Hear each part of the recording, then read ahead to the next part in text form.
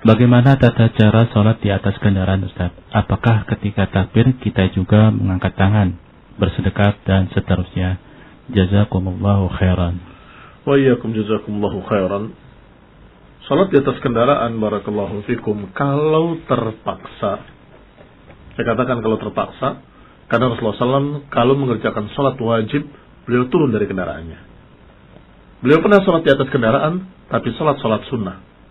Kalau sholat wajib, beliau turun dari kendaraannya. Sehingga, kalau bisa turun dari kendaraannya, untuk sholat wajib, turunlah.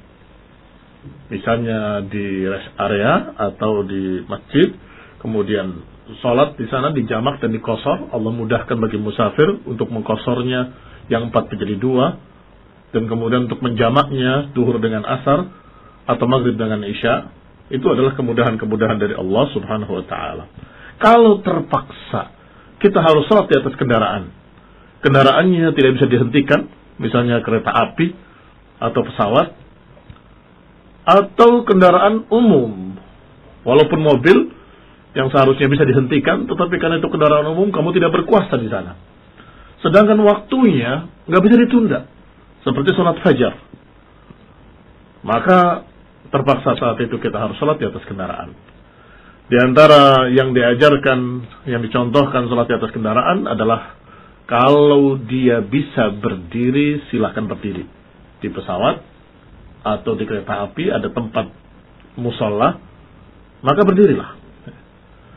Mengarah ke kiblat pertama kali. Setelah itu, kalaupun arah kendaraannya berubah, tidak mengapa. Lanjutkan sholatnya sampai selesai. Baik, berarti kalau berdiri seperti biasa sholatnya. Kalau itu adalah kendaraan yang nggak bisa berdiri, seperti di atas mobil misalnya, atau di atas kereta yang tidak memiliki tempat musola, maka sholat dalam keadaan duduk. Jadikan sujud lebih rendah daripada ruku. Jadikan sujud lebih rendah daripada ruku. Artinya ketika ruku kamu turunkan sedikit, ketika sujud kamu turunkan lebih banyak. Mungkin sampai kepalamu menyentuh sandaran kursi di depannya. Baik.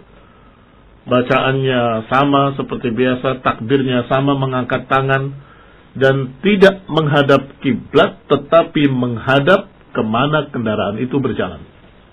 Menghadap kemana kendaraan itu berjalan.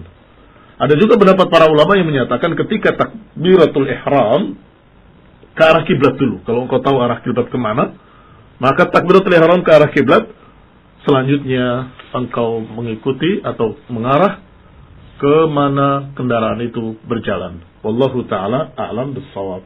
Yang lain sama, bersedekap juga, tangan kanan di atas tangan kirinya.